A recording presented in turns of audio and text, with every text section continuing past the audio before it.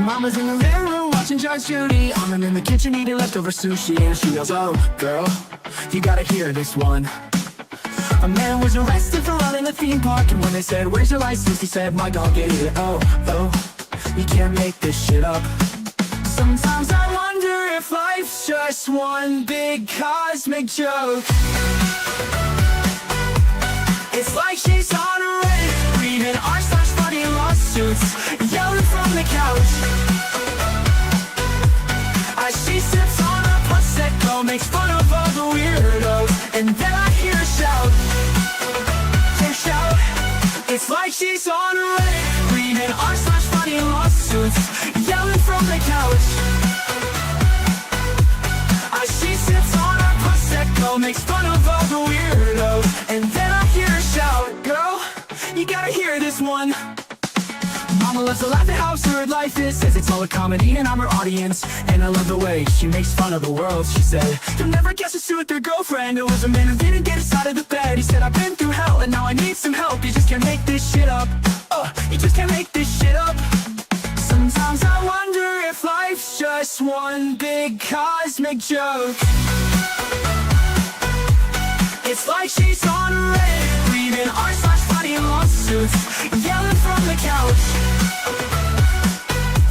As she sips on a Prosecco, makes fun of all the weirdos, and then I hear her shout. It's like she's on a Reddit, reading r/funny lawsuits, yelling from the couch. As she sips on a Prosecco, makes fun of all the weirdos, and then I hear her shout, "Girl, you gotta hear this one."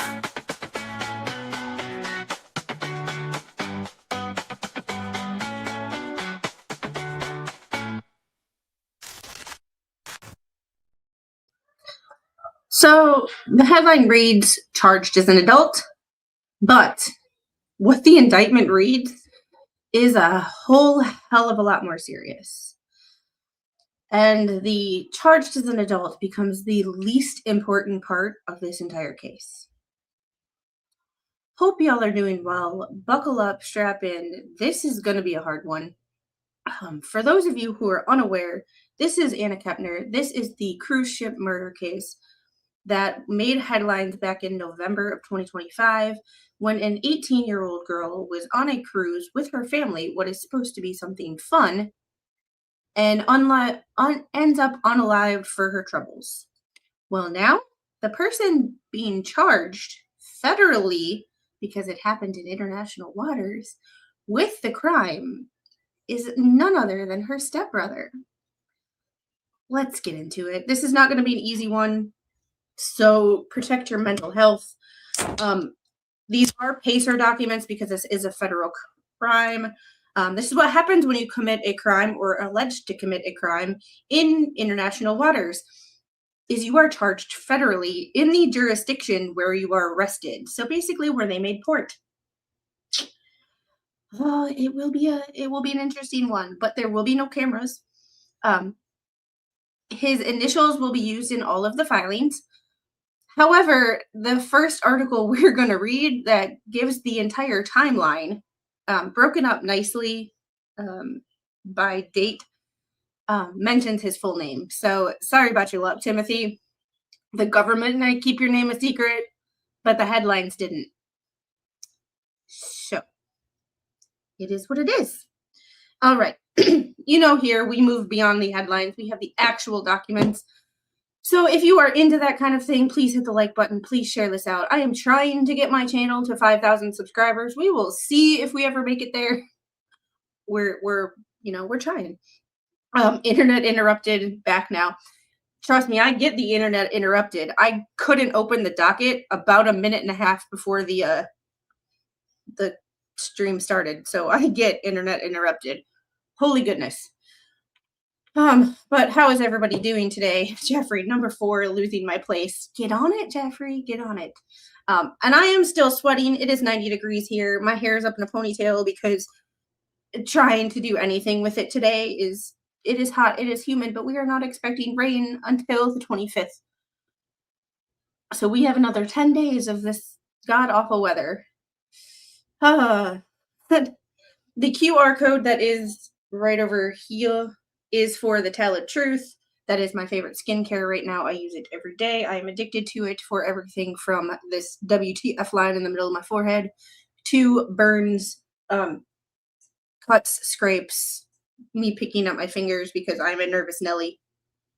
It is what it is.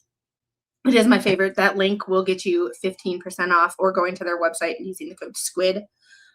All caps will also get you 15% off of not just your first visit and first order, but every order, which is amazing. Hey, DR to most, how are you? And Heidel, thanks for being my super mod. I hope you are feeling a little bit better. Gail, good to see you. Thanks for being my resident grifter. I'm an awful grifter, even though I get accused of it quite frequently, but Gail does it for me. Tammy, good to see you. Jeffrey, 2-minute warning. Let's see, who else is here? Wisconsin get the little a P.O. box and she'll have snacks. I appreciate that. I am working on it. It is just very expensive for a P.O. box. The last time I had looked it up, I can't remember exactly how expensive it was, but I think I sent screenshots of how expensive it was to like Jeffrey or somebody, and I was like, it was like $600 for a year, and I'm like, that for just a place to put mail is like outrageous to me. But you know, it is what it is. Karen's Books, good to see you. How are you? We have a porch. Can't sit on it because it's too damn hot, but you know, it is what it is. Renee's Retro Relics, how are you? Been waiting for this one. Yeah, this one is gonna be, so I have the indictment, and that was the only document that I bought so far. We are gonna go through the docket itself to see what's worth looking at, because it's an interesting situation. I can send you snow. Please do. I'm melting right now. I am melting. Then not in a, are you kidding? Mine was yeah. I can show you. It's I think the cheapest one was like $300 a year. Go on, I'll help you. And I have to go get the little on the potty, so I will be right back, but I am going to share this link, and I will come on, there we go, this page, and this is the timeline. We are going to close this because I don't want to get copyright struck by ABC, because no.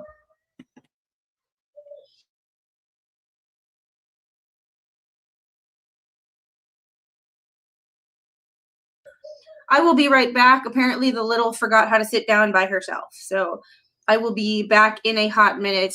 Please forgive the mama mode music.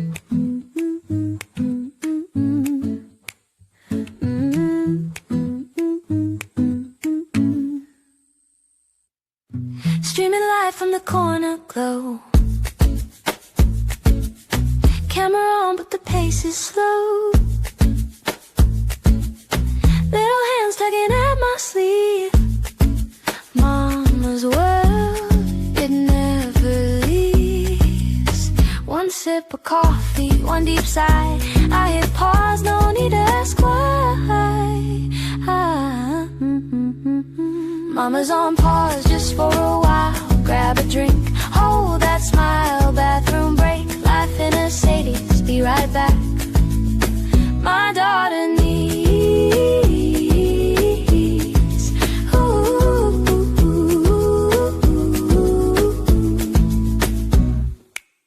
chats alive, the comments roll, but tiny footsteps steal the goal. Toys scatter like a masterpiece. Mama duties never cease. One quick hug, one quick peek, a little snack and she's unique. Thank you for that. And if you are on replay crew and you hate that music and you hate the fact that I put my daughter first, there's two options for you.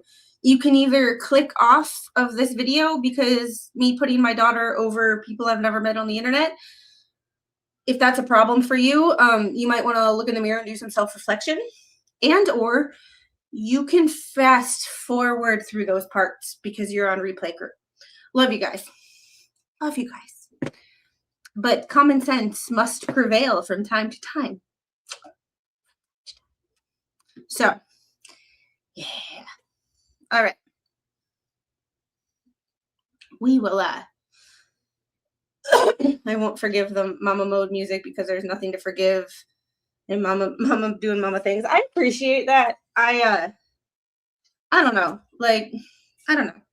It's one of those things where it's like people on replay crew. Can't you edit that part out? Can't you fast forward through that part?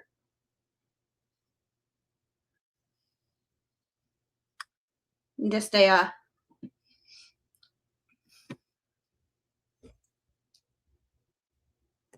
just a thought. I got nothing for that one. Ciao. All right.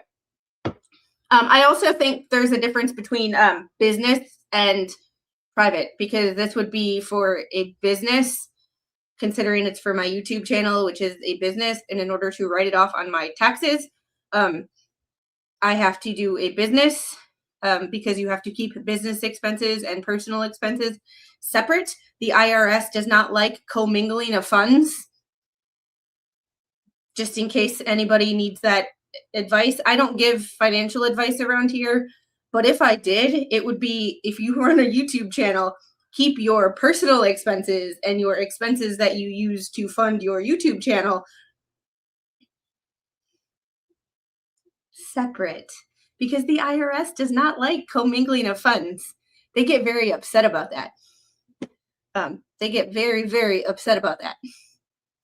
All right, so here's a look at just the basic timeline of this case. So she is a high school cheerleader, November 6, 2025, from Titusville, Florida. She passed away from mechanical my English is going to suck today. Asphyxia, which means she was choked by a device, by something, aboard the Carnival Horizon in international waters. She was on the cruise with her entire family. November 7th and 8th, her body is discovered by a housekeeper concealed under a bed in the cabin she was sharing with 2 other teens, including her stepbrother, Timothy Hudson.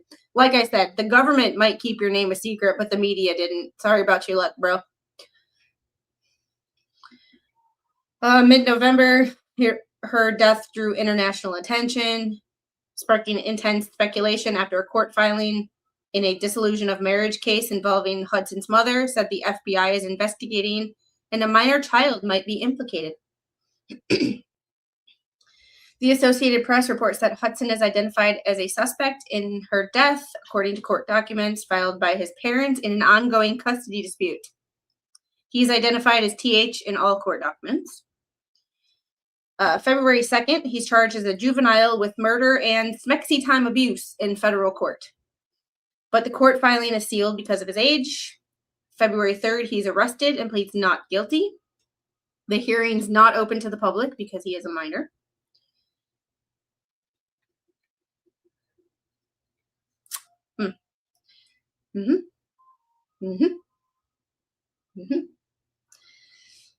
February 6th, Magistrate Judge Edwin Torres says Hudson can remain free pending trial, but he must live with an uncle and be electronically monitored. 24th of February, Alejandro Lopez requests that Hudson be prosecuted as an adult, and Hudson's defense attorneys do not object. Interesting.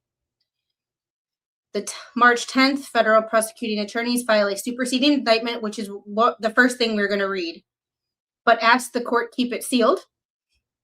April 10th. Hi.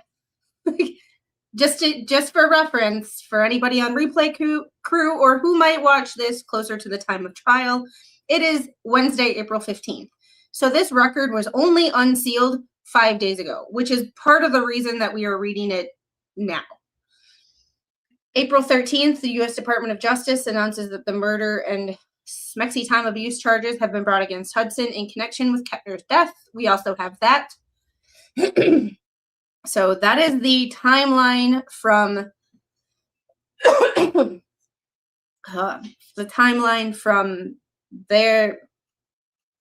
the incident happening until now. We shall see what will happen from here on out. But this is the press release from the DOJ from Monday, April 13th. Technically speaking, I cannot take full credit.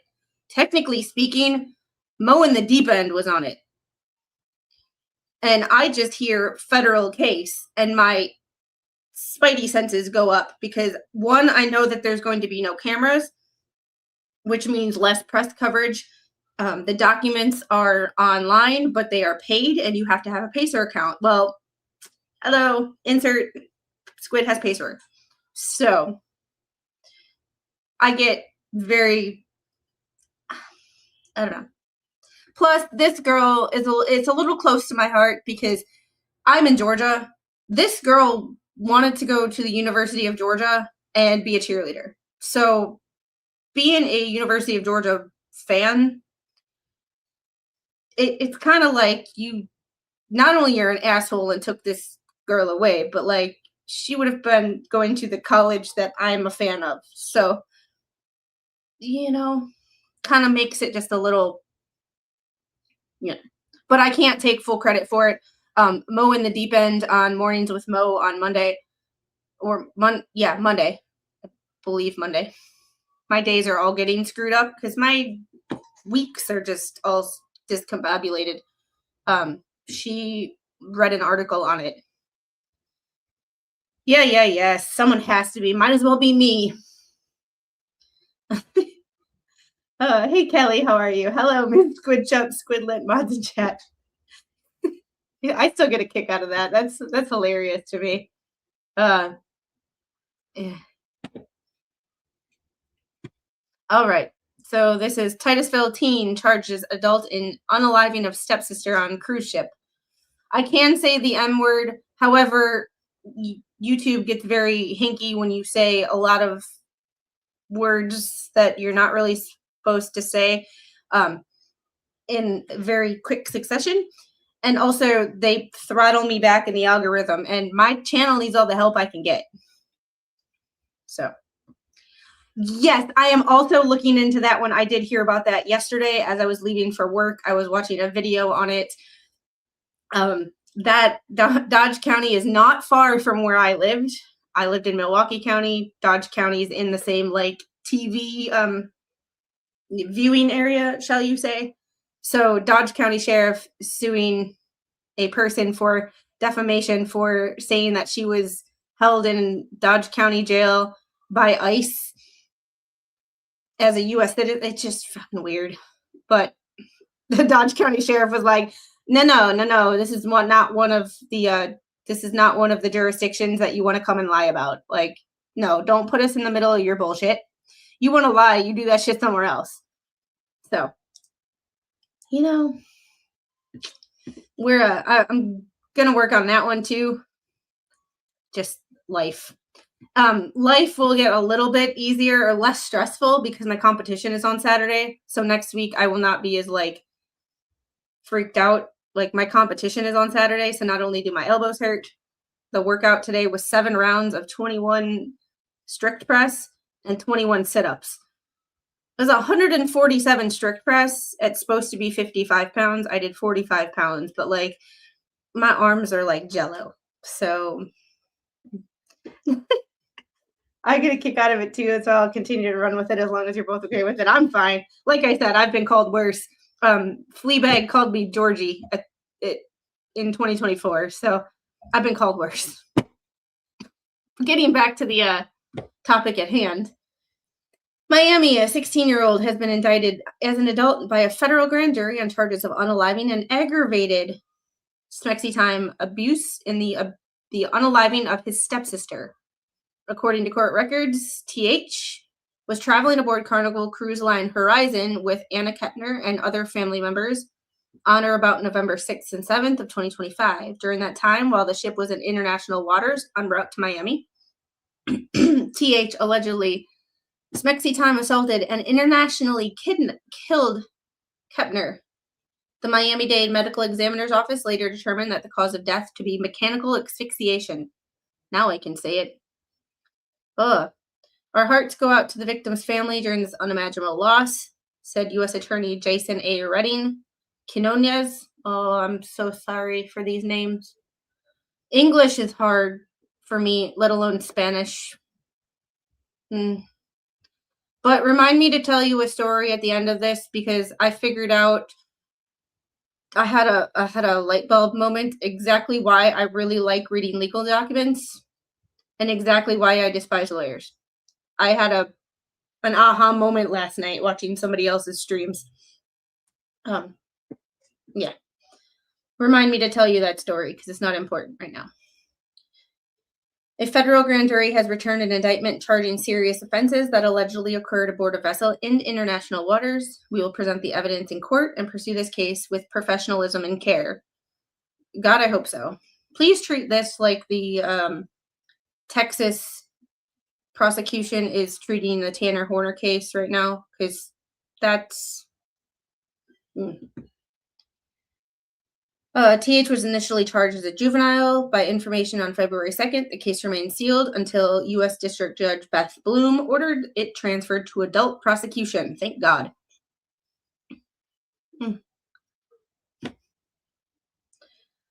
U.S. Attorney Renin Quinones and Special Agent in Charge Brett Skiles of the FBI Miami Field Office made the announcement.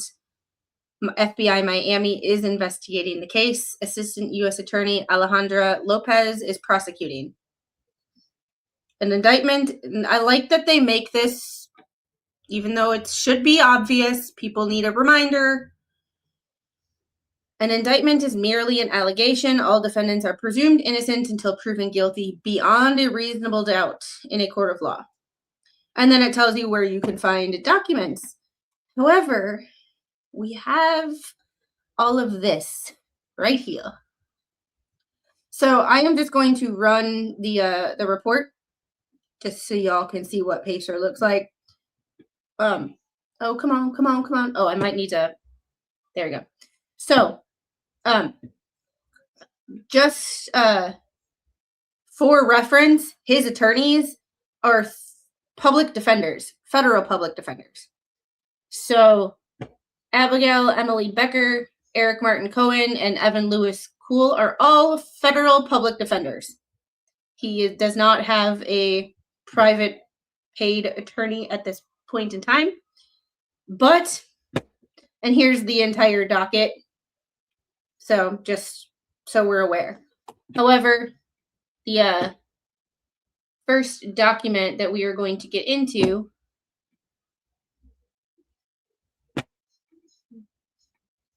the downside of doing things on my laptop and then coming over and doing things on my this computer is I think that things are open when they're not.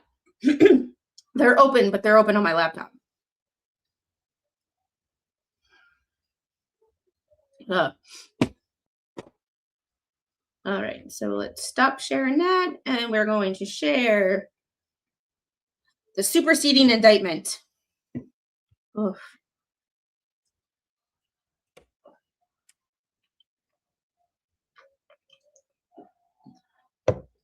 Ugh.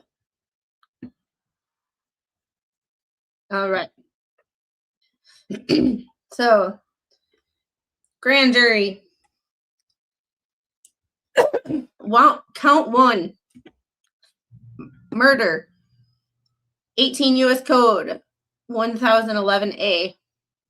Because these are federal charges, not state charges. So, you are in... If you are convicted, you are in federal prison, not state. Don't commit crimes, but if you are going to be stupid, don't be stupid in international waters. Just saying. on or about November 6th, within the special maritime and territorial jurisdiction of the U.S., upon the high seas and out of the jurisdiction of any particular state or district. That is what makes it federal right there, because you are not in any state. You are technically aboard U.S. territory, being on a ship, but you are not in any state. You are not in any specific jurisdiction. Therefore, anything you do on a boat in international waters, which I believe, if I'm remembering correctly, is only 50 miles out, so it's really not that far. It can be seen as federal, so don't be stupid, but really don't be stupid in international waters. Hi, beautiful. Ugh. Yeah, you got your knot in your hair. So, all right. TH, reminder. Mommy. No, you're not using makeup right now. No. Please. Did knowingly and unlawfully perpetrate. No. Attempt to perpetrate an unaliving, that is willful, deliberate, malicious, and premeditated unaliving of AK with malice, aforethought, and the unlawful killing of AK during the perpetration of or attempt to perpetrate an aggravated smexy-time abuse in violation of Title 18 U.S. Code. No. She wants to use this. Milani's Baked Blush, which is amazing, but no. No. No. No. No. No. No. I love you, beautiful, and it doesn't matter how many times you say please or how cute you look when you say please. The answer is still no. No. Yeah. And no is for those of you who need a lesson in like boundaries, no is a complete sentence. Just hand her the F-bomb. I don't have it. Go get the F-bomb. Can you go get the F-bomb from Mommy's purse? No? Okay. Well, we tried. Okay. East coast of Florida and international waters start at 3 miles to 200 miles. Thank you. It's been, you know how long it's been since I've been in international waters? 2007. 2007. Like, yeah. Why? Because Mommy said so. Yeah.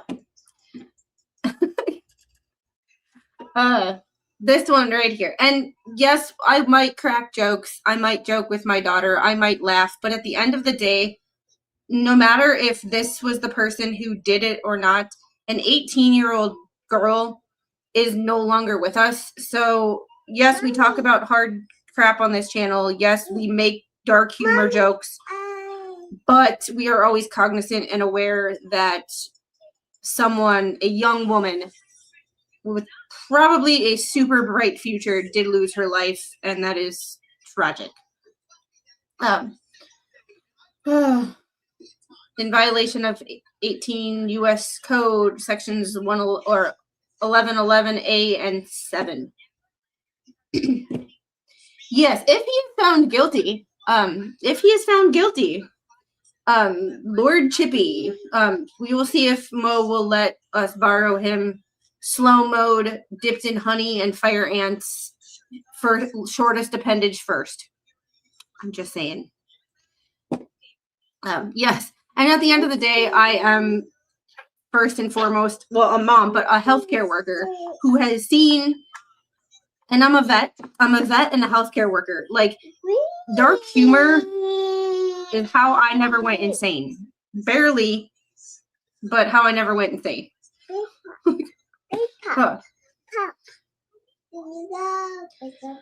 Count 2, aggravated Mexi-time abuse, 18 U.S. Code 2241A1.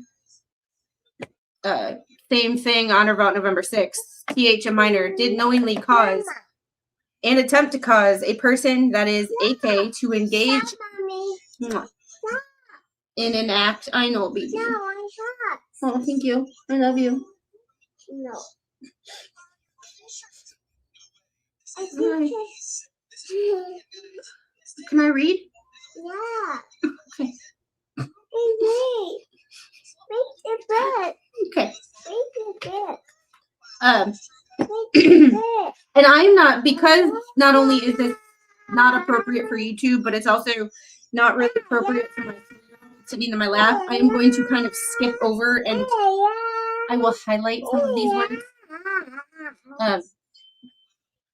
Did knowingly cause an attempt to cause a person that is AK to engage in a smexy time act, that is by causing contact between his parts and hers, and did so by use of force in violation of 18 U.S. Code 2241A1 and 7. Y'all, there are some things, I know I have dark humor and a dark sense of humor, but there are some things that not even I feel comfortable saying.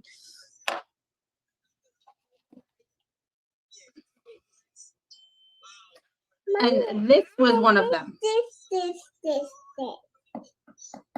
So, and I'm glad that they did, the U.S. attorneys did block out the foreperson's name. So, so count one. 18 U.S. Code 111A, max term of imprisonment, life. Max term supervised release, 5 years. Mommy, Max fine, $250,000.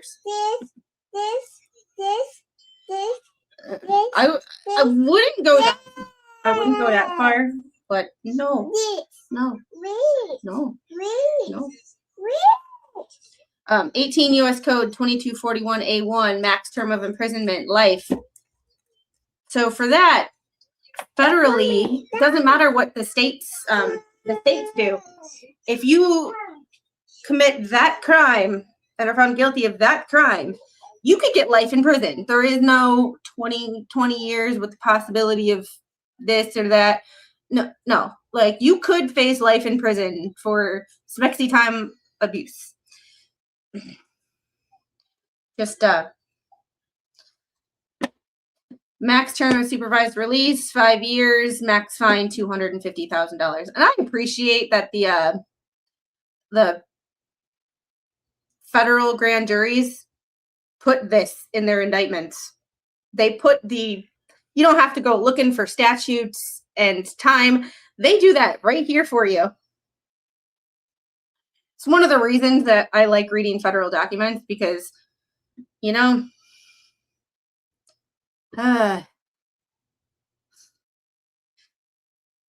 so new defendants, these are felonies, obviously.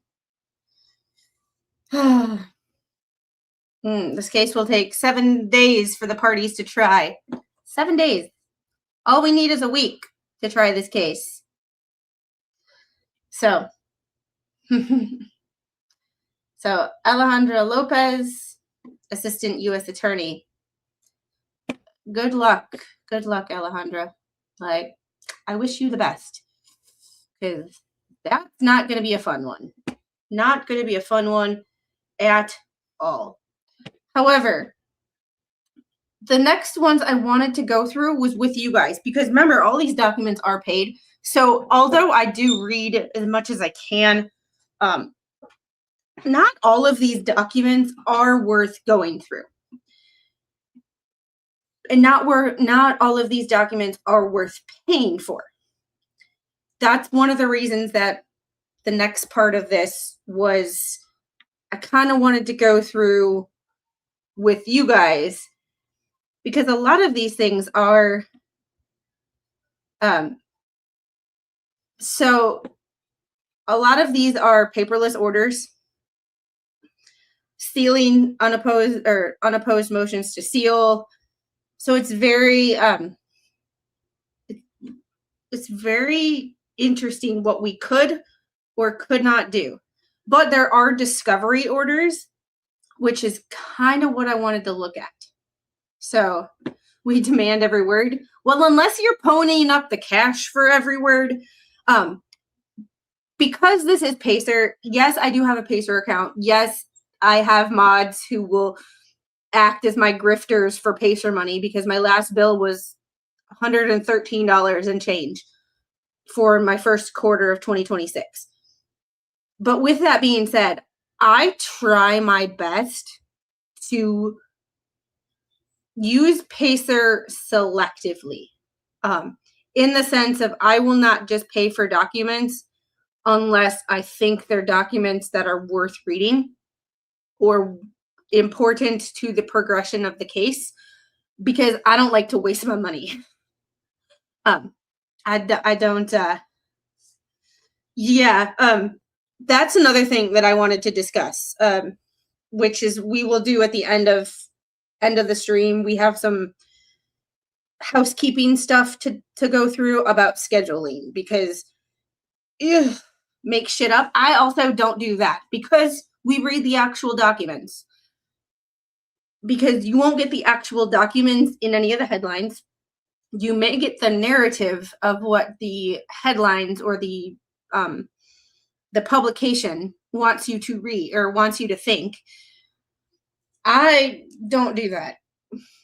I just present people with the information and let them make their own conclusions. The only thing that I will do is I love reading legal documents, because I figured out last night why I hate lawyers so much. I love reading legal documents because lawyers think they are the smartest fucking people in the room. Not all, but most. I was watching somebody stream last night, and I love the person who I was watching. However, they were watching a collection of a bunch of people's reactions to certain things. And they were watching reactions to Dr. La Posada's testimony in the Karen Reed trial. And a lot of these lawyers were saying, well, she explains that so well. She explains that so well. She explains that so well. And it hit me. It hit me like a ton of freaking bricks. Are lawyers not taught how to talk to people in law school? Of all the classes and all the things that you learn in law school, are you never taught how to have a conversation with a client and how to elicit information from a client? I know I'm not a doctor. I'm a therapy assistant. But in the therapy world, we have this phrase called therapeutic use of self. We literally have to sit down in college, almost interview style, in front of other classmates, in front of other people, and elicit information almost like a freaking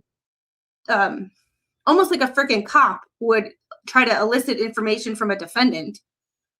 We are trying to elicit information, meet people where they are, get people who do not want to see us, do not want to talk to us, do not want to work, do not want us in their rooms, to work with us. So we have to find common ground, build a rapport in 30 seconds or less, use ourselves to meet this person where they are and elicit information and get them to tell us about very private and very personal information about their medical conditions, their homes, their family environments, their interpersonal relationships with their family.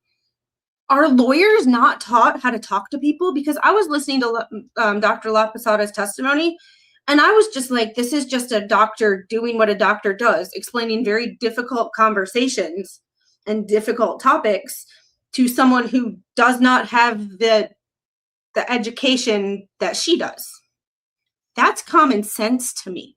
That's my whole job, is explaining difficult medical concepts and difficult concepts in life to people who have no idea what I'm talking about, and most of the time don't want to talk to me. And it hit me that our y'all,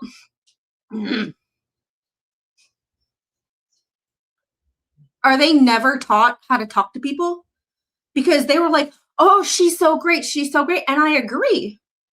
But she's not doing anything that a doctor is not taught. Yes, they don't always apply the skills that they're taught. But she's not doing anything that she's not taught how to do in medical school. Explain difficult conversations and have difficult conversations with someone who doesn't understand a word that you're trying to tell them. And our lawyers just, and I like had a realization of exactly, yeah, we did the same with LPN and CMA or CMA education, because most of the time medical people are talking to do not want to be there. Like, they don't feel good. They're not in good moods. They don't want to be there. They don't like us. We're trying to elicit very personal information from someone that we've never met before. And it's like, and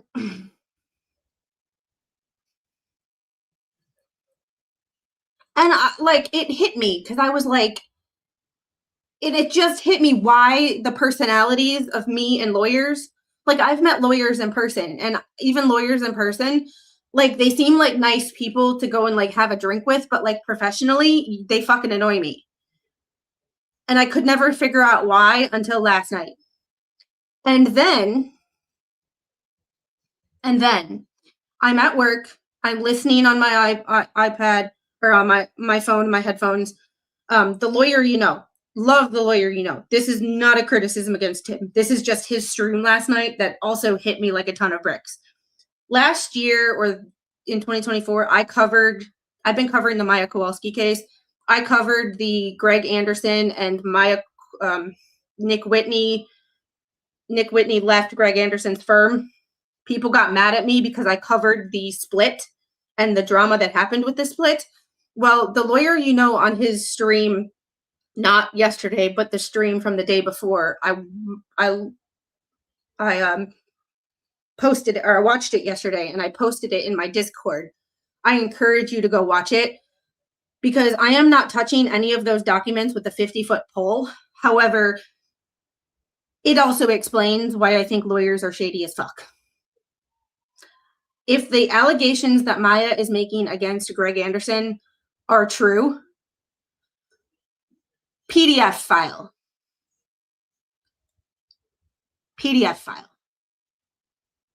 If they are true, like I said, everything is taken with a grain of salt.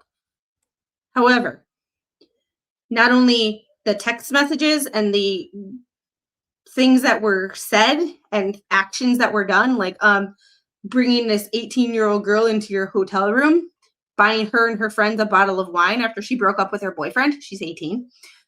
Creepy.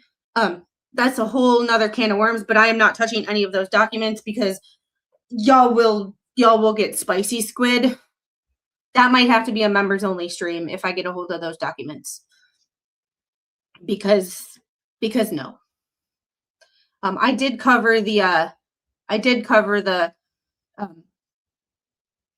split of the two lawyers, Nick Whitney being Maya's current attorney or attorney at the time, leaving Greg Anderson's firm, and this kind of like shed more light on the topic. People got mad at me for covering the split, and this put some more information on it that maybe covering it was a good idea, and that maybe not everybody is who they appear just because they won a big case. Just saying. Ungung Hero, thanks for the 10 gifted Squid Program memberships. I really appreciate you, and I hope you are having a good week. Yeah. So, Venomous Chucky, how are you? Yeah, it was a eureka moment. It was one of those moments where I'm like, oh, it all makes sense to me now.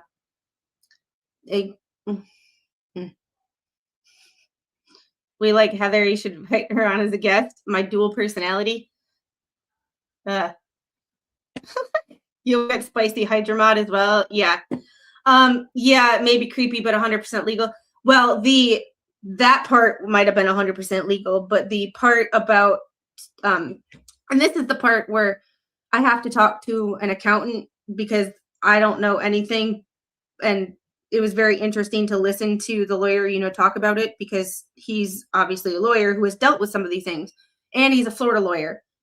Some of the funding things that were done, like when you take a loan out for, when clients take loans out to pay expenses during a big case like this, it is unethical for a lawyer to take out a loan for a client and include their fees in the loan. Well, apparently, according to the document, that is what was done by Greg Anderson to the tune of about $9 million. A lot of money. So, yeah, but the loan part's the illegal part. The illegal and unethical according to the rules of the Florida bar.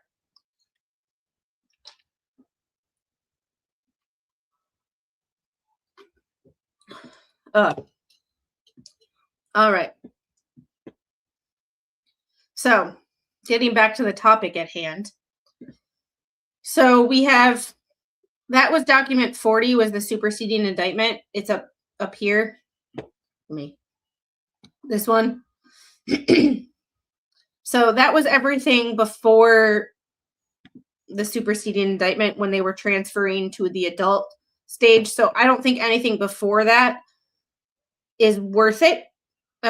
However, I did want to read some of the documents or the discovery orders. So we're going to read the that were filed this week. Come on. Like I said, it's 10 cents a page, so I get very picky when it comes to PACER documents. That's why on certain cases, you will see me cover one document every now and then, because documents that are just routine are not worthy of payment, that no one's really going to care about. All right. So there's flash drives. This is what I think is interesting, to know what the government has and what the government wants.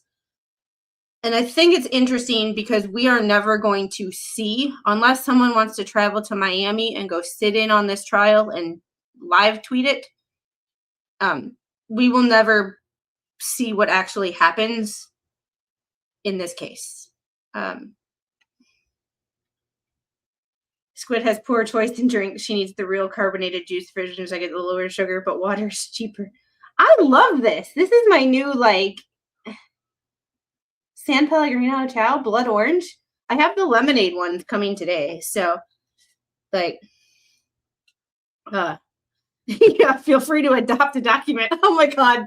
Like I said, I'm totally a really bad grifter, even though people call me a grifter. The only thing I grift off of, I say, and that's entertainment value, is hater comments, because y'all leave a hater comment, I screenshot it and I post it in my Discord for everybody to laugh at. But other than that, totally feel cheesy. But that's a good one.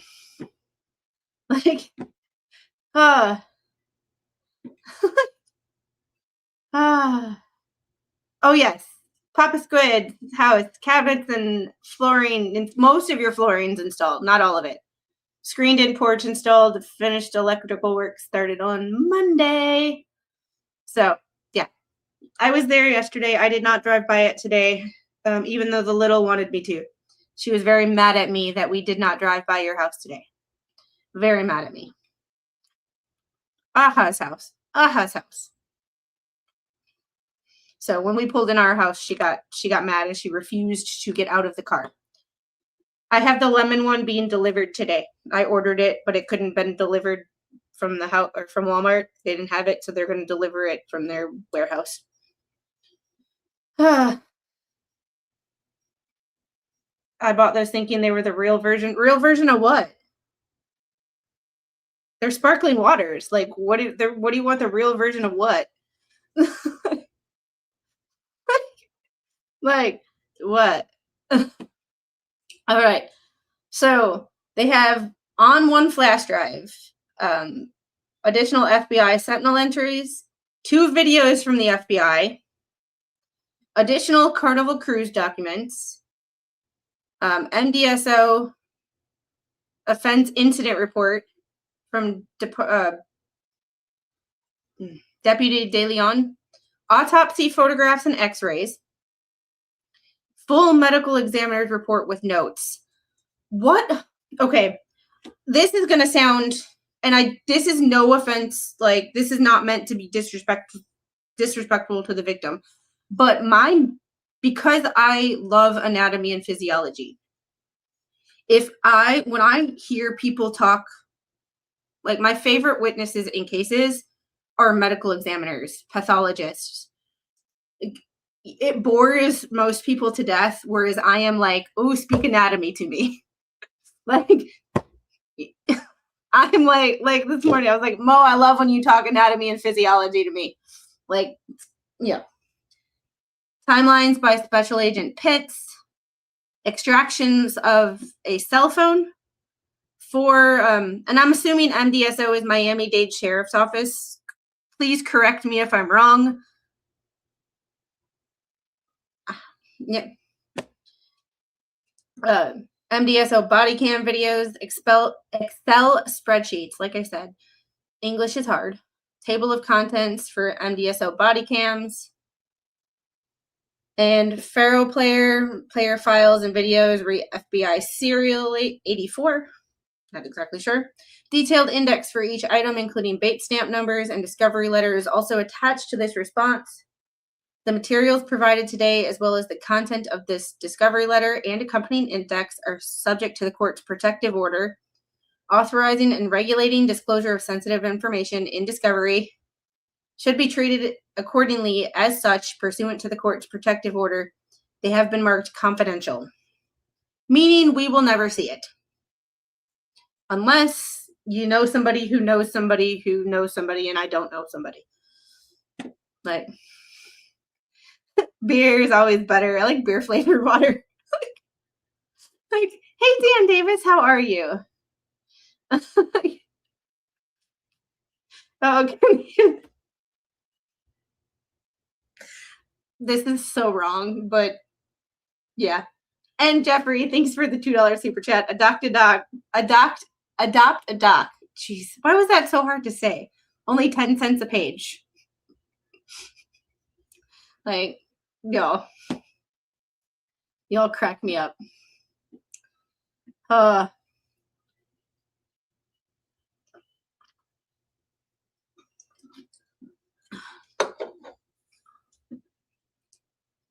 You still don't have any power? Again, like,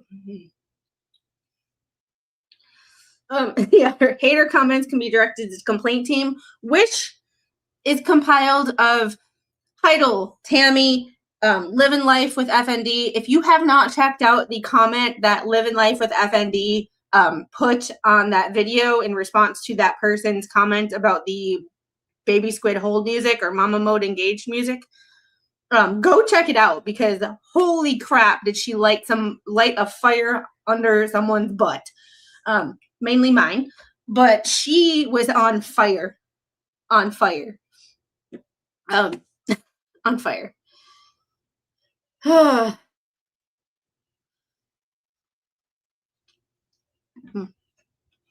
So we will never see any of these. The U.S. is aware of its continuing duty to disclose such newly discovered additional information as required by standing discovery order. Rule 16C of Federal Rules of Criminal Procedure. The Brady. We don't want Brady violations. Brady violations are dumb. Brady violations are how good prosecutions go bad very, very fast. See New Mexico, Giglio, NAPU, and the obligation to assure a fair trial. The United States reiterates its demand for reciprocal discovery. So that's one. And I will share these, but I gotta download them. And that's the thing. That's the other way that you don't screw up discovery, or you don't screw up PACER documents, is you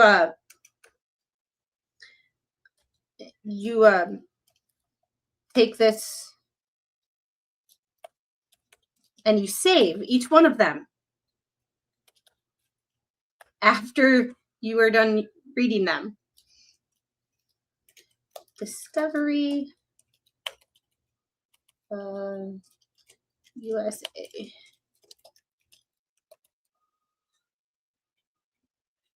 Because if you don't save them, you pay for them again.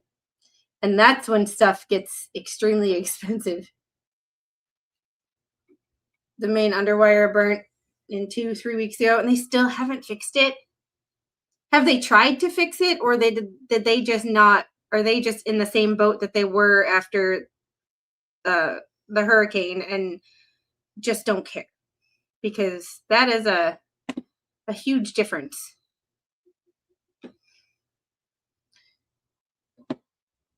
That was 56. Third response.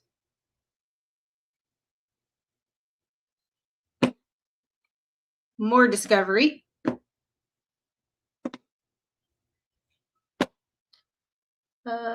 Third, 26, April 13th, 7.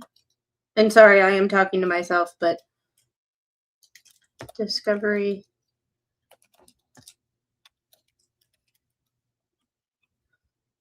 I save these docs not only so I have them, but also I give them names so that I can find them easily.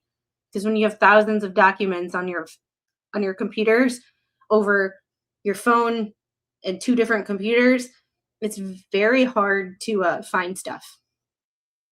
So, hey, Island, how are you? So good to see you. This is the U.S.'s third response to the standing discovery order. So there's more discovery. Hand delivery or hand and emails. MDSO business record certification for a CAD report, MDSO CAD report, and MDSO threat assessment report. Once again, same thing, detailed index for each item, including bait stamp numbers and discovery letters. All materials provided today are subject to the court's protective order. Same thing. Same thing as before.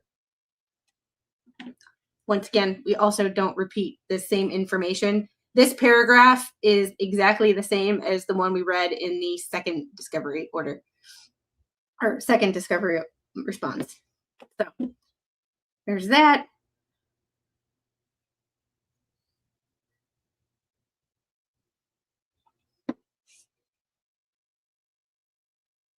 And some of these that I really would like to read, the notice of compliance by TH is not available for download. And I really, really would like to read that. So I do know that her father was very, very upset about him being on house arrest. Very upset. And hey, Snipe, how are you? I only talk to myself when I want to have an intelligent conversation with someone. I get that. I get that. So this one.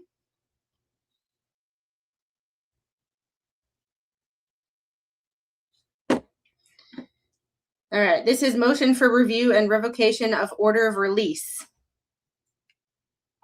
We will see what happens here. I am going to save it real quick because this one was $1.40.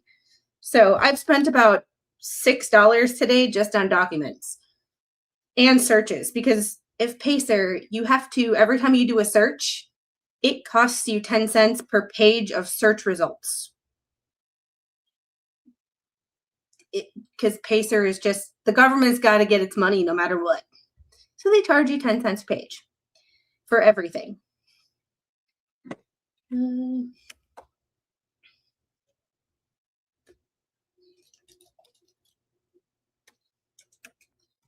And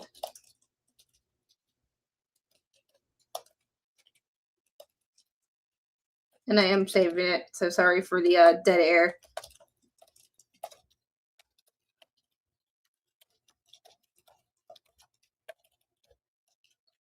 This will be the last document we go through today, because after that, there's really nothing. This is document 58 out of 60.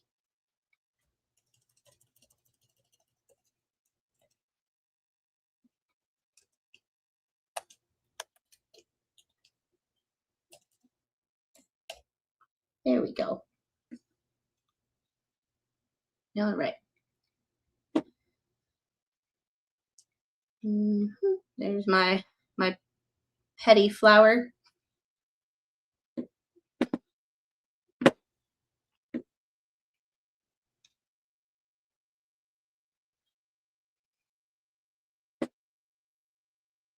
Dropped $2, coughing up people. Paying for PDFs as public documents does not make sense. Back in the day, you'd have to pay for printed copies, but 10 cents a page seems like something a bit for something they have to keep on file, doesn't it? Doesn't it? Yeah, doesn't it? It's just a, like I said, the government's got to get their money. Got to pay off that $38 trillion debt. All right, the U.S. by and through undersigned Assistant U.S. State Attorney hereby files a motion as to TH and respectfully request a review and revocation of Magistrate Edwin Torres's order of release. Previously entered in this matter pursuant to provisions of Title 18 U.S. Code 5034 of the Juvenile Delinquency Act.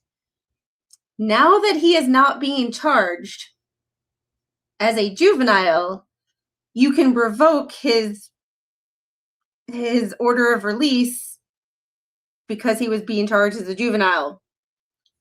You know, I'm just, you know,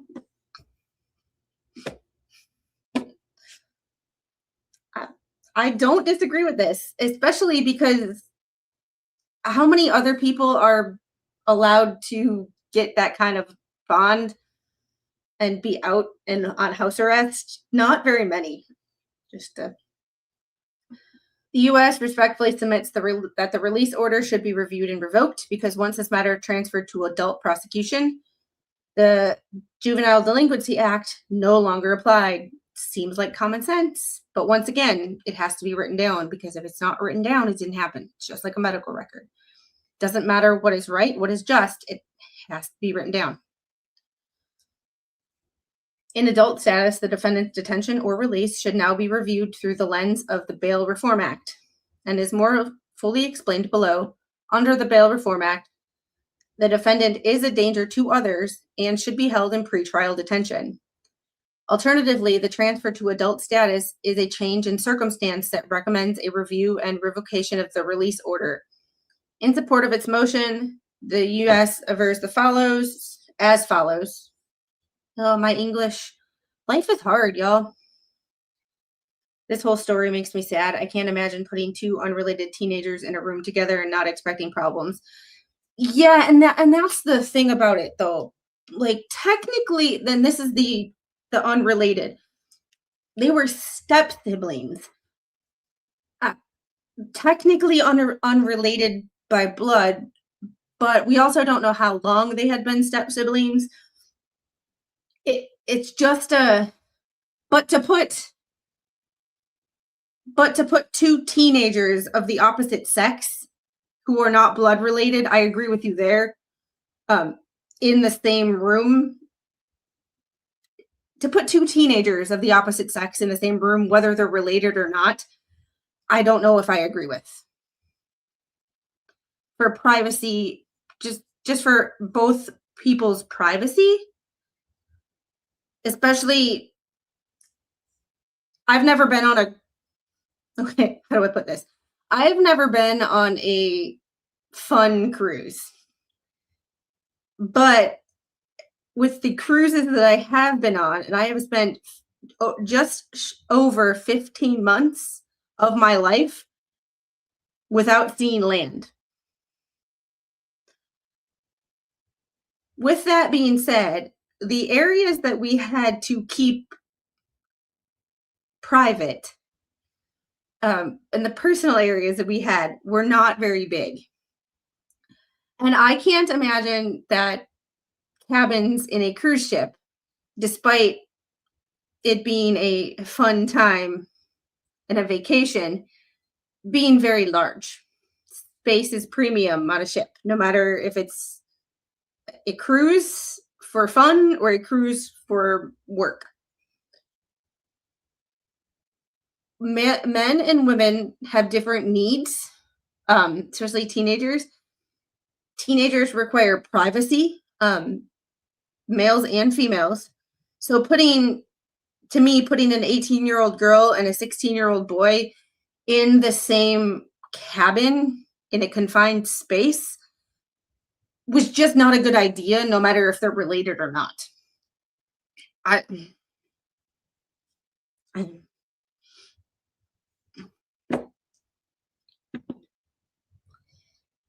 They had been steps less than a year. Yeah. Parents got married in 2024.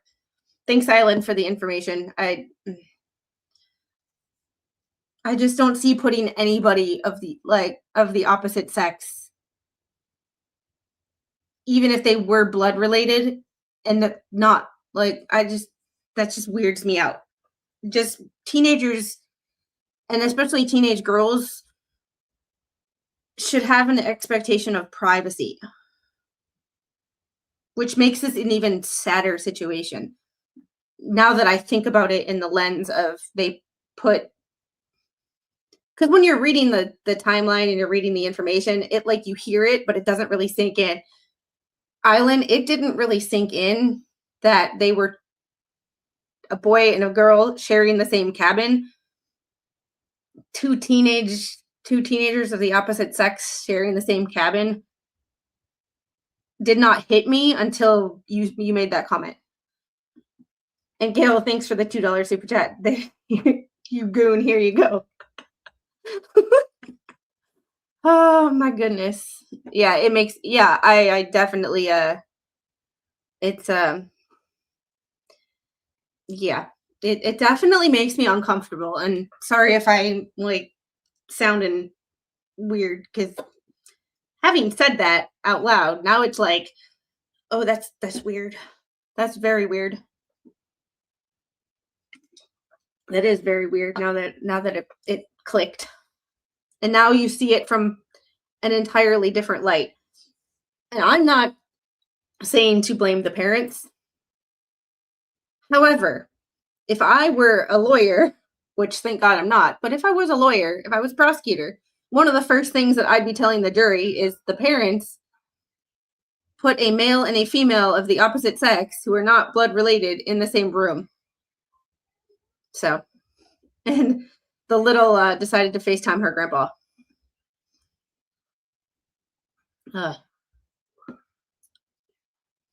Yeah, but I'm not saying if I was a lawyer, I wouldn't go straight for blaming the parents and try to pull on that heartstring, because it might not sit well with the jury. But I would point out that fact. If all else fails, blame Jeremy. Okay.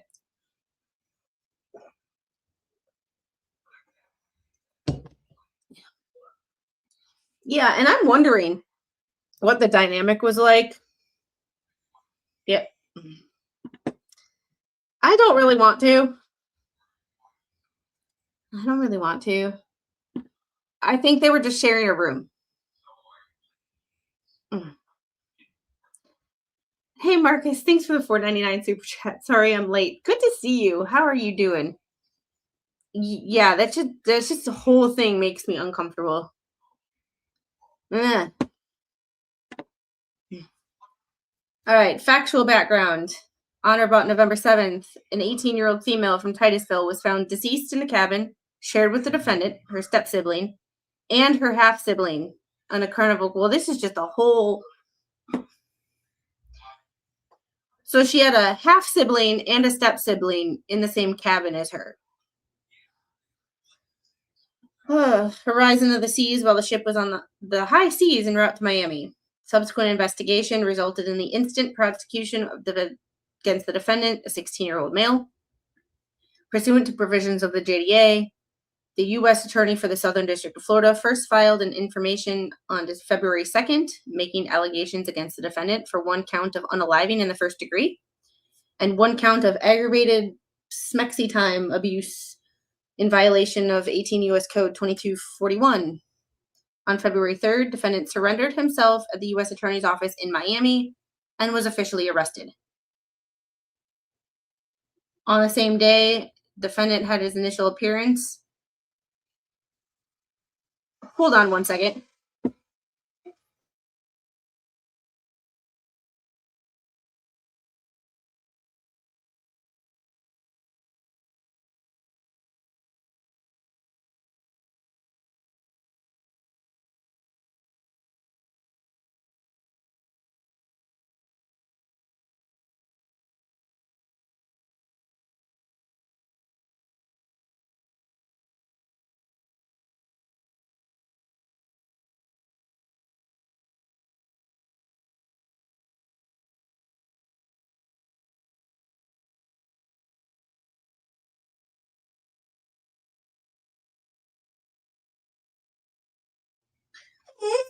Sorry, her iPad went nuts. FaceTiming Grandpa. You want to FaceTime him back? No. You can FaceTime him back. You didn't say bye? No. Okay. Why did Yeah. It's okay. It's okay. Her iPad was making some weird noise, which I had never heard before. So I had to hang up on Grandpa. Sorry. You can call him back. No. Okay. You can call him back. No. Okay. What? All right. On the same day, defendant had his initial appearance, the information before the magistrate Judge Torres, and pled not guilty to the allegations. Defendant also demanded discovery. The defendant demanded discovery on the same day as his initial appearance. Y'all. Huh? Yeah, you will never catch me on a cruise ever. I've been on my fair share of cruises. I've been on my fair share of boats, and I'm perfectly fine with not going on a boat. Unless I'm going on a fishing boat and coming back the same day, I will refrain from ever stepping foot on a boat again.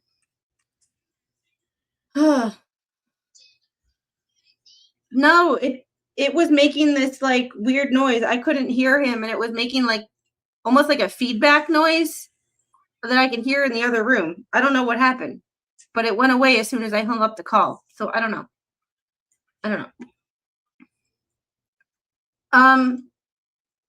Jeffrey, you do realize I was in the Navy, right? I've been on my fair share of cruises. I'll pass. I'll pass.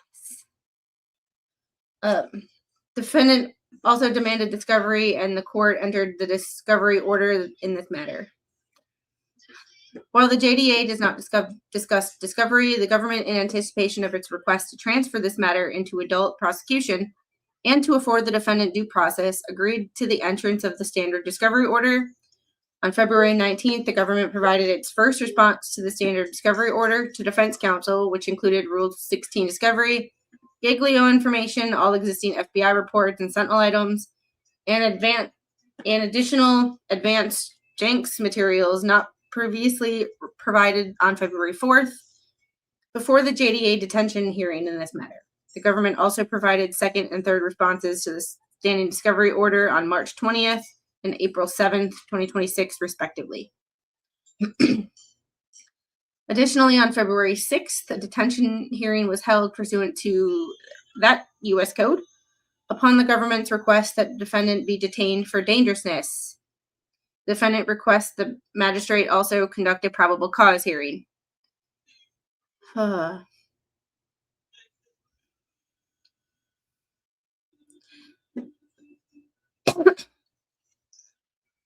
Yeah, but still, it means I don't want to go back. It don't want to go back. After the JDA detention hearing, Judge Torres found that there was probable cause for the alleged charges, but denied the government request for detention. As a result, the court released defendant to the custody of a family member with various conditions and entered the instant release order. At the JDA detention hearing, Judge Torres also stated the government could ask to revisit the defendant's release status should this court transfer this matter to adult prosecution. Here we are. February 26th, the court entered an order transferring this case to adult prosecution upon the motion of the government and a written request of the defendant. Interesting that written request of the defendant. Interesting. That was sealed. Pursuant to the transfer order, the U.S. filed certifications from the juvenile clerk of courts of Miami-Dade and Brevard counties on March 10th, 2026. Footnote 2, although the defendant argued the JDA detention hearing that the proceedings were not criminal in nature, and even though JDA does not provide the right to a probable cause hearing, the government did not object to the magistrate court deciding whether probable cause existed for the information. Footnote 3 is fully explained on pages 11 and 12 below. The defendant was not released on any type of bond. The magistrate court released the defendant pursuant to the instant release order, which includes a series of conditions as part of the order. And then footnote 4, see footnote 17. All right, furthermore, March 10th, 12 days after the court's transfer order, a federal grand jury for the Southern District of Florida issued a superseding indictment. We read April 8th, after a hearing, Judge Torres found the proper certifications had been filed with the court. Thus, Torres ordered the transfer to adult prosecution be finalized in this matter and further unsealed the docket. As a result, on April 10th, 2026, this matter was formally transferred to adult prosecution. Consequently, consistent with the magistrate Judge Torres' pronouncement and pursuant to whatever codes these might be, the U.S. requests that the release order be reviewed and revoked. Moreover, as fully discussed below on page 13 below, the government also requests that a status conference regarding the scheduling of a hearing about this motion be held. 2 more footnotes. Lots of footnotes in this document. Although this court issued the transfer order on February 26th, a juvenile shall not be transferred to adult prosecution until the clerk of juvenile court has certified in writing that the juvenile has no prior record. Therefore, arguably, the date which defendant was transferred to adult prosecution is either at the earliest March 10th, when the government filed the certifications, or at least at the latest April 10th, when the order was finalized, or when the order finalizing the adult transfer was entered. After conferring with defense counsel, it is the government's understanding that the parties believe the evidence presented at the JDA detention hearing was comprehensive. Thus, at the time, neither party believes further testimony will be necessary. Footnote 7, the parties agree defendant should remain under the terms of the release order pending the adjudication of this motion. Analysis and memorandum. Government requests a review and revocation to be set for a status conference to schedule a hearing regarding the instant motion. The current release order was issued pursuant to the provisions of the JDA, which no longer applies. As such, the court should review the release order under the provisions of Bail Reform Act and detain the defendant. Moreover, the JDA is limited vis-a-vis the considerations the court should make in deciding whether to detain accused juveniles does not provide courts with the ability to consider bonds and granting release. Thus, the transfer of this case in adult prosecution is a substantial change in circumstance, and a revocation of the current release order in light of the Bail Reform Act should be undertaken. You know, you're sleepy. Somebody's sleepy. Oh my goodness. Idle with the dad jokes. Oh. Just wait until her and Snipe go back and forth. Like,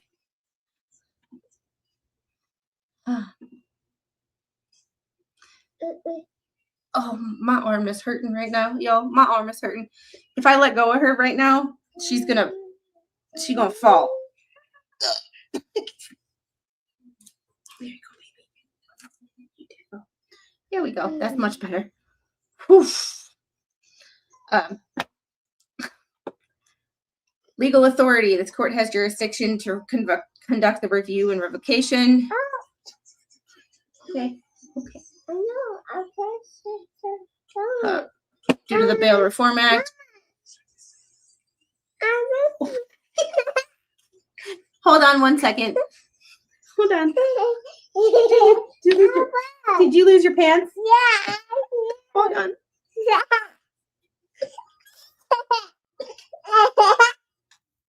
So somebody tried to slide and lost their shorts.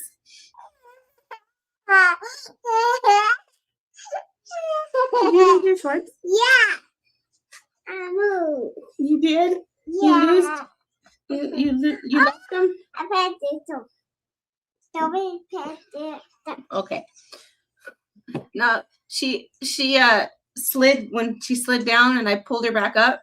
Her shorts stayed down low when I pulled her hips back up. So our pants ended up around our thighs. We had to fix them. That's what happens when she doesn't quite fit into 4T pants yet. But she wants to wear 4T pants because she picked out her own outfit today.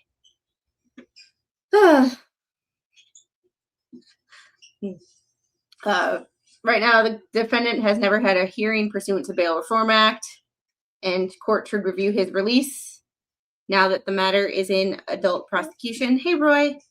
Second, the court has jurisdiction to review and potentially revoke the release order.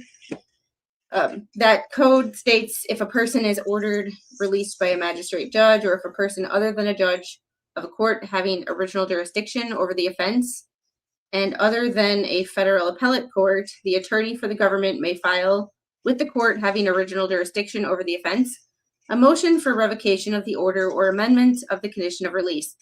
And this is another reason that lawyers annoy me, is because that could have been written so much easier, in a way that it was so much easier to read and understand. But you know, gotta make everything complicated. The court reviews the magistrate's order de novo, see U.S. v. King, while district court is always free to enter its own findings in writing and a written statement of reasons supporting pretrial detention. We hold that this is necessary only where the district court considers evidence which was not considered by the magistrate, or the district court adopts the magistrate's recommendation that pretrial detention is necessary, but finds that certain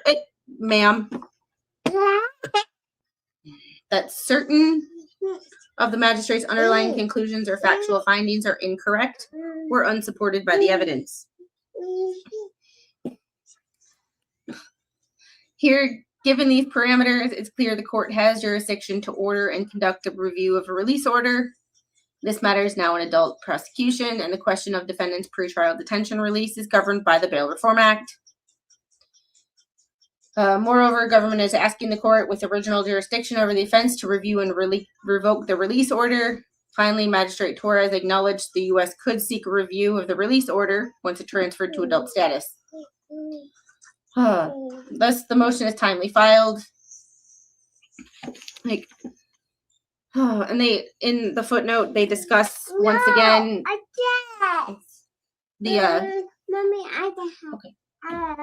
they discuss once again the Bail Reform Act, and they say they'll discuss it more below. So once again, we'll talk about it in a little bit. The release order should be reviewed and revoked. Provisions of the JDA no longer apply. We've already discussed that. When instituted, this matter was subject exclusively to the provisions of the JDA, the only vehicle by which a person under the 18 may be charged in federal court. Once proceedings have commenced against a juvenile under the JDA, Section 5034 provides the sole mechanisms by which detention of the juvenile may be accomplished: predisposition. The magistrate court shall release the juvenile unless the magistrate determines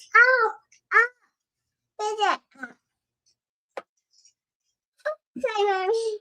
I was an E5. Thank you. Mommy, it's okay. Yeah. You want the rest of Mommy's protein bar? Yeah. Okay. It's chocolate. This is chocolate.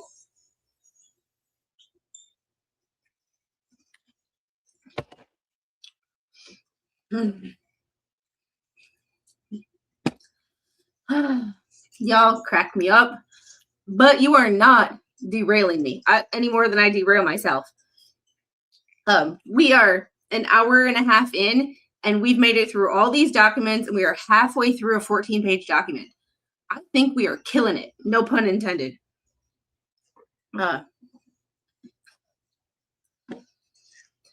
Magistrate court shall release the juvenile unless magistrate determines after a hearing the juvenile is represented by counsel. The detention of such a juvenile is required to secure his timely appearance before the appropriate court and to ensure his safety and that of others. Hey! Yeah, shall is a fun way of saying must. But it also is one of those things where it really matters when people say they may do something or they shall do something. The words people use really matter. But hey, AP, how are you? I haven't seen you in a while. It's good to see you. Squid is focused and derail proof. Squid has to go to work in a couple hours. Actually, Squid has to go to work in about an hour. So Squid needs to do this, figure out what's for dinner, and go to work. So it's the third Wednesday. Girl's got to go to work.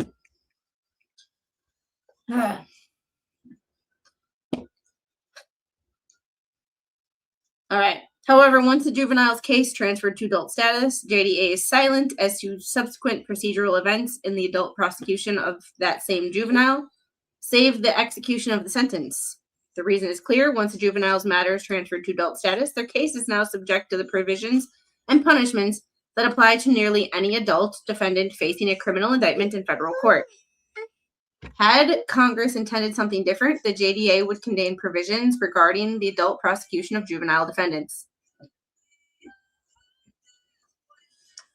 Accordingly, once the defendant's matter was transferred to adult prosecution, many of the provisions of the JDA no longer apply. For example, transfer to adult prosecution means the defendant subject to adult criminal procedural rules, as found in the Federal Rules of Criminal Procedure.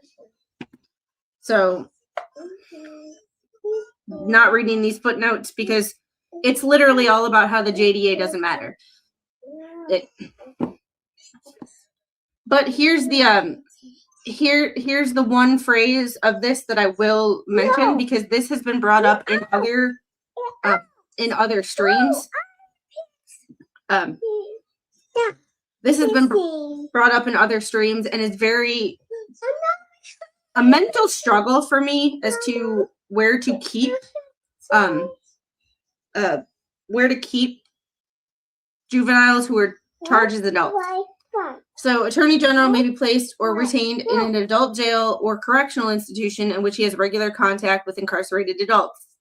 Moreover, Section 5043 places limits on the solitary confinement of incarcerated juveniles, including those prosecuted as adults. This is where I like federal law over most state laws, because we've had this discussion with Carly Gregg. We've had this discussion with some of the juveniles who are accused of unaliving their parents in Florida, about juveniles who are charged as adults being placed in solitary confinement, which is isolation.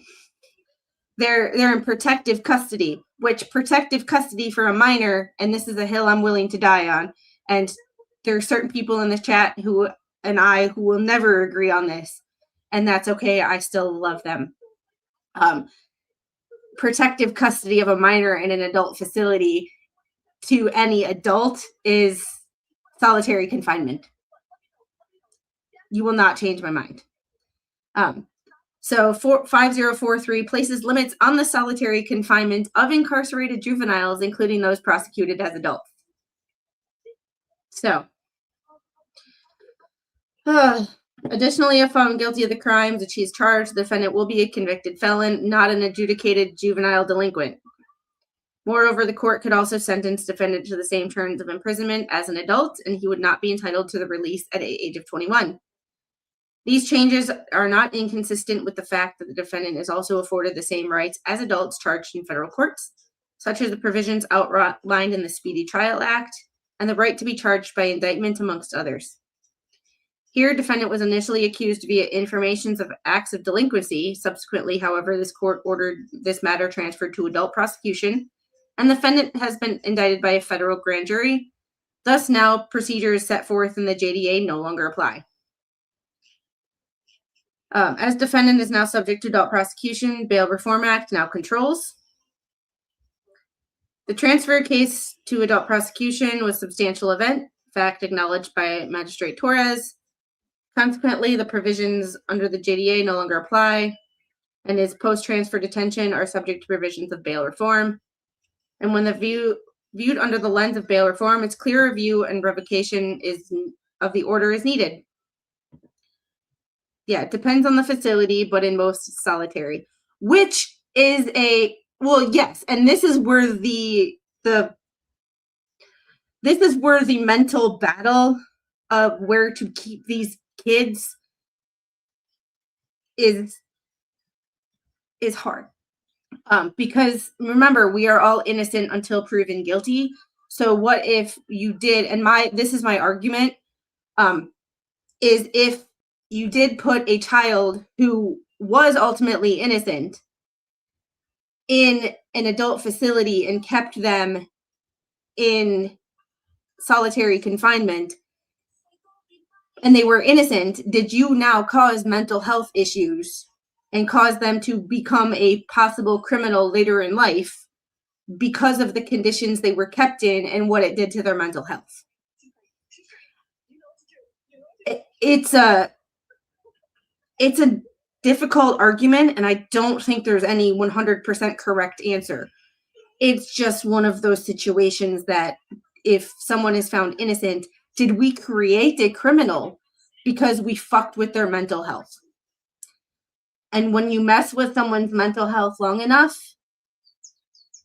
and I'm sorry, if it's solitary confinement, that's a punishment for adults. That's what happens when you're in Gen Pop and you screw up. You go to solitary. It's a punishment. It's meant to mess with your head. It's bizarre. It's a weird situation. It's a weird. Yeah, and I understand space is an issue, so I understand logistics are hard, but it's one of those things that, like, messing with a kid's mental health who ultimately may be found innocent is a scary prospect to me. You know? All right.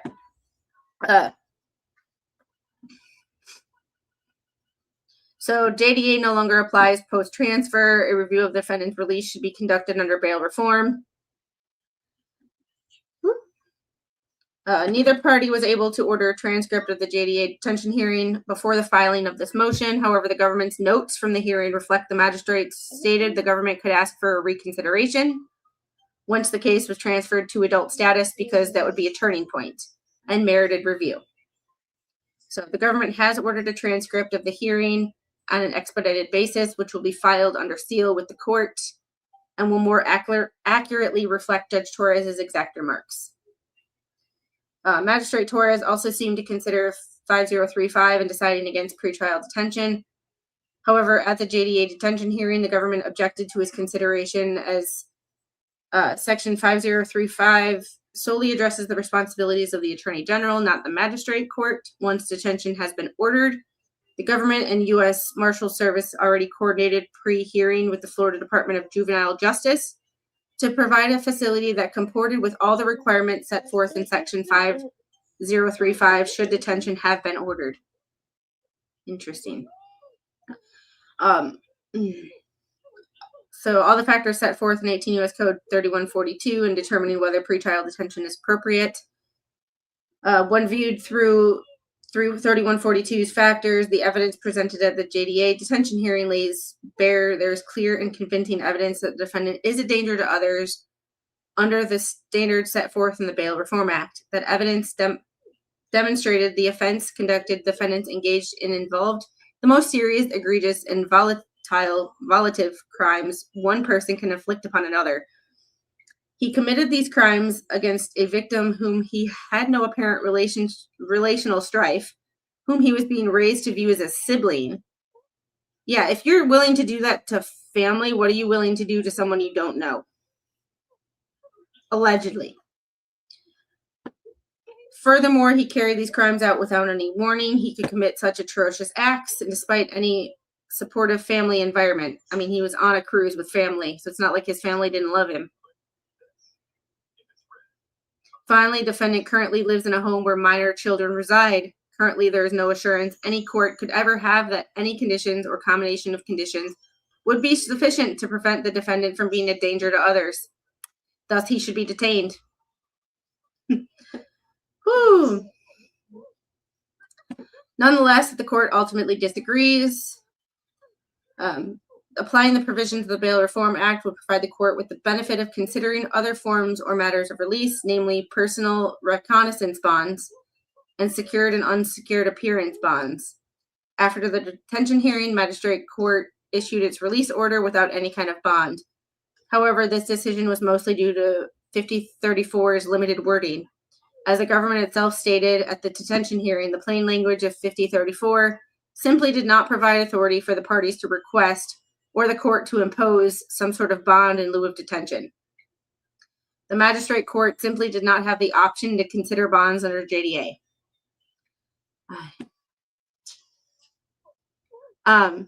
There was another child that was living in the room. I don't know if that person was actually there. I'm not sure. And I've not heard anything, read anything. But that would be a reason for that person, for this guy to be behind bars, because if that person saw anything, that person's a witness, and that's a half sibling. They didn't say male or female. A half sibling of Anna's and a step sibling of this kid's.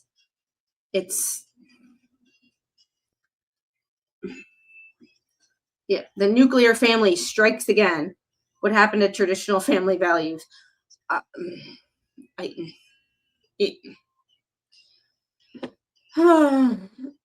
However, now that provisions of the Bail Reform Act control, bonds are now available for this court's consideration, and they should consider them for two reasons. First, in light of 3142, the court should decide a bond with conditions better address the concerns and circumstances involved in releasing the defendant.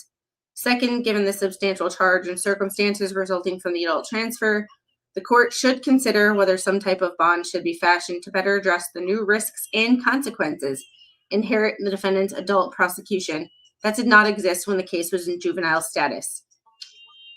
As previously discussed, defendant's exposure to punishment has changed substantially. In addition, he now faces the very real possibility to be a convicted felon. Government's request, this court order or review and revocation of the release order under the provisions of the Bail Reform Act. The government further requests this court set a status conference to schedule a hearing regarding this instant motion. Status conference is necessary for the government to coordinate the attendance of the case agents and for the defendant to coordinate his travel to the Southern District of Florida with his attorneys and custodial family members for any subsequent hearing on this motion. You know, it is So conferral with defense counsel. Their position is as follows. If the court is inclined to grant government's request, counsel for minor TH requests that this matter be referred to Magistrate Torres to conduct a consolidated argument and status conference and to schedule a hearing to determine whether TH should continue on release with appropriate conditions or be detained pending a resolution of the instant case. As Magistrate Torres presided over the initial bond hearing and set the current conditions of release, he is familiar with the facts supporting the government's request for detention. The parties therefore anticipate that little, if any, additional evidence would be needed to presented at that hearing. The party agrees that TH should remain at liberty pending Magistrate Torres' decision concerning release.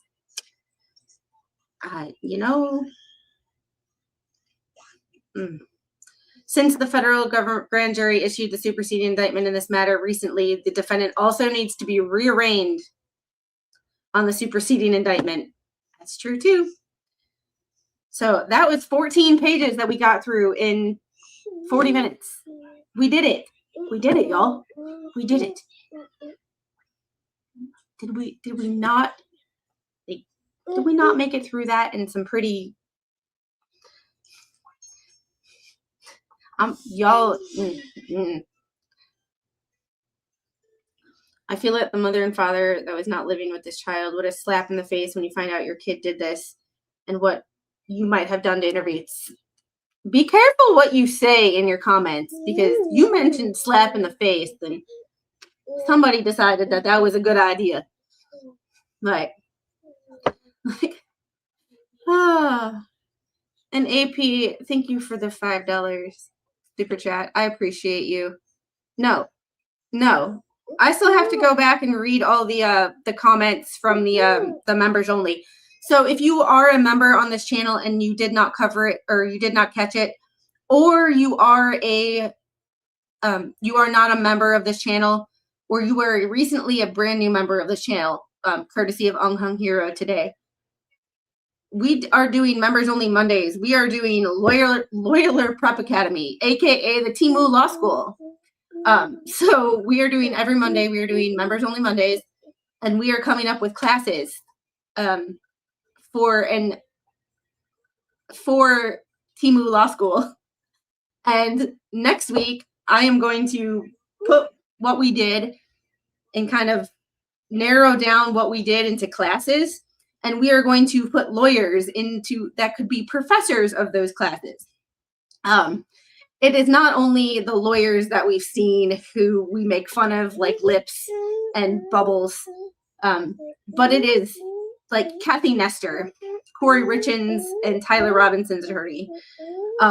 It is James Owens, Sarah Boone's attorney. It is we are coming up with the most ridiculous law school names, as if we were presenting an accredited law school. But we are not accredited. We are not a law school. We are just having fun with the utter ridiculousness of some of the lawyers that try to act like they are big shots in this world. Please don't do that, baby. Please don't do that. So it's quite the fun. And hey, Silver Fox lurker check-in. I love the lurkers. Y'all are gonna be it's gonna be so much fun. Yeah, members only Mondays. However, with that being said, we do have to do a little scheduling swap. Right now it's Tuesday, Thursday, Friday with members only Monday. I'm not sure what my schedule is going to be like, due to the fact that I am now working 2 separate jobs. The job I work Monday, Tuesday, and every 3rd Wednesday, and then having a client that I train in person on Tuesdays and either Thursday or Friday afternoons. It's varying at this particular point in time based on other people's schedules as well as my own. So we're going to have to do some swapping around of how I stream, when I stream. 3D World is, and I love you guys, but first and foremost priority is her. Second priority is the jobs that provide consistent money and consistent hours and will grow my business. And because I'm a corrective exercise specialist who wants to work with clients in person, having a client in person to train is a priority right now. So when Oh yes.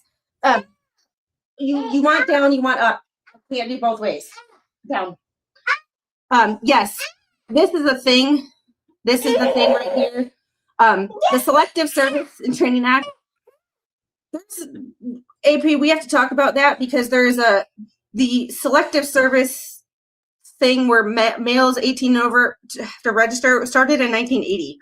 And the only thing that a certain law that got passed at the end of last year is doing is making it where it is automatic, where I guess men now you have to return a postcard and y'all may forget to do it, which could screw up student loans, student loan applications, possible government jobs, things like that. And all that this bill is doing that people are freaking out about is December 2026. All it is doing is taking men over the age of 18, their information from other government databases like Social Security, and not having to have them send in the card, which will save them time, which honestly should have been done at the age of the internet. It is just saving men who are already subject to that from screwing up their own futures by forgetting to send in a postcard or whatever that little card is that y'all have to send in with your information. That's all it's doing. And it's like people are freaking out. And also, in order to institute an actual draft, Congress has to vote on instituting a draft. Congress can't even afford or can't even come together to pay the bills. Like, Congress can't agree on what bills to pay, let alone a draft. Thirdly, every branch of government for fiscal year 2026, I'm aware of has already hit their recruiting goals for the year. Either that or fiscal year 2025, they went above. I think the Navy was at like 100%. The Army was at 100%. I think the Marines were at like 102% or whatever, like that, some weird shit like that. So when you have an all volunteer force who are more than meeting the recruiting goals, like if people would do a little bit of research and use a little bit of common sense and not listen to talking heads that want to fearmonger, life would be a lot easier. Just a thought. On that note, guys, I have to get out of here because we have to go to work. So, all right, y'all. I will see.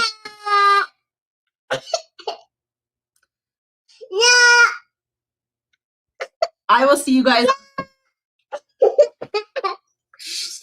I will see you guys on the next one. Bye. You want to eat us?